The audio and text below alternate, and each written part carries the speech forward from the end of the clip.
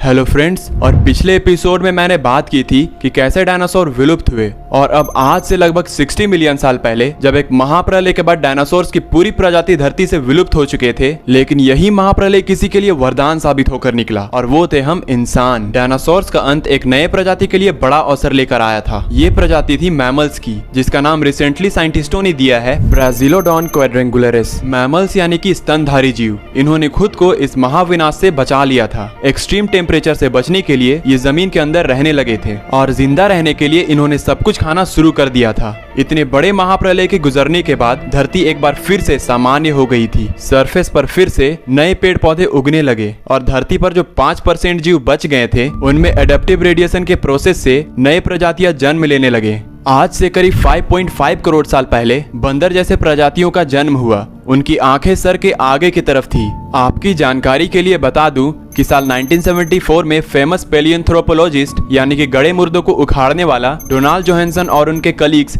यूथोपिया के रीजन में खुदाई कर रहे थे। तभी उन्होंने पाया कि एक ऐसा स्केलेटन जो कि अपने टाइम पे ह्यूमन रहा होगा, एक फीमेल का स्केलेटन जिसे कि नाम दिया गया है लूसी, और इसी लूसी के स्केलेटन के वजह से इवोल्यूशन को कंफर्म किया गया। वापस आते हैं अपने टॉपिक पर। इसी दौरान इन जीवों की बॉडी पर कुछ चेंजेस दिखने लगे। इनके स्पाइनल कॉर्ड को स्कल से जोड़ने वाला पॉइंट, जिसे कि हम फोरामेन मैग्नम कहते हैं, वो स्कल से सेंटर की तरफ शिफ्ट होने लगा। यानी कि अब जो प्रजाति आई वो सीधे खड़े होकर चलने लगे। आज से करीब 4.7 करोड़ साल पहले धरती के वातावरण में चेंजेस दिखने शुरू हो गए। अब ये वो समय था जब धरती के टेक्टोनिक प्लेट्स में हलचल होना शुरू हो गया था, जो कि अर्थ के दो सबसे बड़े कॉन्टिनेंट्स को एक दूसरे के पास ले आया। ये वही पार्ट है जहाँ आज हम रह रहे हैं। ये है इंडिया, जो एशिया कॉन्टिनेंट की ओर तेजी से बढ़ रहा था। इन दोनों कॉन्टिनेंट्स के टकराने के वजह से जन्म होता है हिमालय का। ये वही माउंटेन पीक है जिसे आज हम जानते हैं माउंट एवरेस्ट के नाम से। ये माउंटेन पीक इतना ऊंचा था कि इससे मौसम का पैटर्न बदलने लगा, जिससे अर्थ पे ठंड बढ़ने लगी। इस माउंटेन पीक से गिरने वाला बर्फ कई सारे नदियों का निर्माण करने लगा। ये वही नदियां हैं जिससे अर्थ पर आधी से ज्यादा आबादी डिपेंडेंट है। अब आज से 3 करोड़ साल पहले घास के मैदान बढ़ने लगे और जंगल घटने लगे। तब ऐसे जानवरों का जन्म हुआ जो खुले मैदान में रह सकते थे, और उन्हीं में से दूसरे जानवरों को खाने वाले जानवर भी विकसित हुए। 1 करोड़ साल पहले पृथ्वी वो रूप लेने लगी थी जिसे कि आज हम देख रहे हैं। धरती का वातावरण आज के समान हो चुका था, लेकिन फ्रेंड्स सिचुएशन फिर से बदलने लगी। 40 लाख साल पहले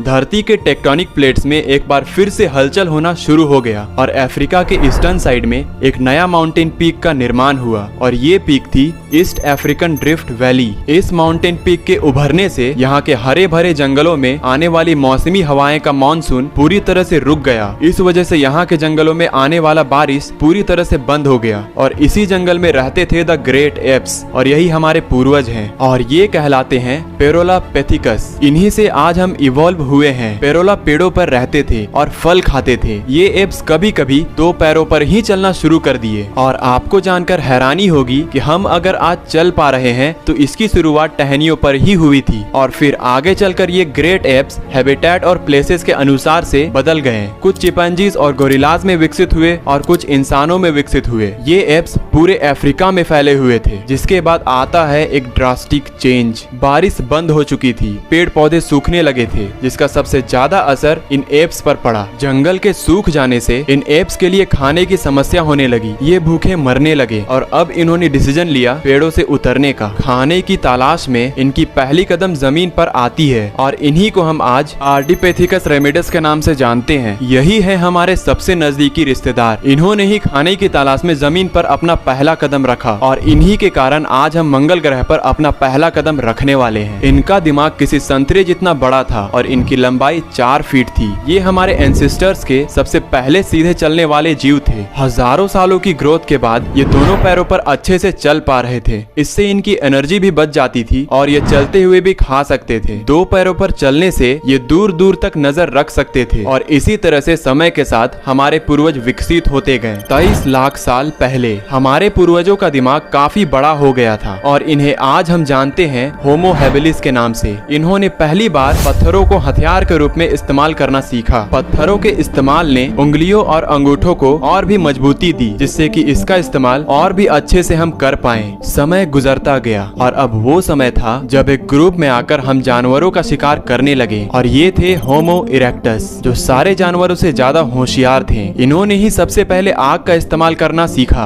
आग की खोज हमारे पूर्वजों के लिए सबसे बड़ी खोज साबित हुई, क्योंकि ये उन्हें गर्मी, रोशनी और जानवरों से सुरक्षा देता था, और इसी वजह से अब परिवार बनने लगे। इन्होंने आग पर मांस को पकाना सीख लिया था। मांस को आग में पकाने का मतलब था मांस को चबाने और डाइजेशन में एनर्जी का कम खर्च होना। इसी वजह से अब ये एनर्जी इनकी दिमाग में खर्च होने लगी और उन्हें ज्यादा ताकत मिलने लगी। इससे हमारे पूर्वजों का दिमाग काफी बड़ा हो चुका था। 2 लाख साल पहले इंसानों ने अपना असली रूप ले लिया था। अब हम ज्यादा जटिल आवाज निकाल सकते थे। हमने बोलना शुरू कर दिया था। पहली बार हम कम्युनिकेशन कर पा रहे थे। 1 लाख साल पहले इंसान कहीं भी जा सकता था। हमारे पास फुर्तीले शरीर, दिमाग और हथियार थे। हम बात कर सकते थे, आग को काबू में रख सकते थे। हम अपने अफ्रीकन घर को और बड़ा कर सकते थे। कॉन्टिनेंट्स के खिसकने से अफ्रीका और यूरेशिया जुड़ गए और उससे बनी एक बहुत बड़ी जमीन जिसका नाम था एफ्रो यूरेशिया। इंसानों के दूर दूर जाने से बहुत बड़ा बदलाव आया। अब हम एक कॉन्टिनेंट से दूसरे कॉन्टिनेंट में रहने लगे। इसके वजह से ही शायद हम बचे रहे, क्योंकि करीब 50,000 साल पहले आइस एज शुरू हो गया और नॉर्थ पोल से आगे बढ़ने लगा। उस वक्त तक इंसान चाइना और ऑस्ट्रेलिया पहुंच गया था। 30,000 साल पहले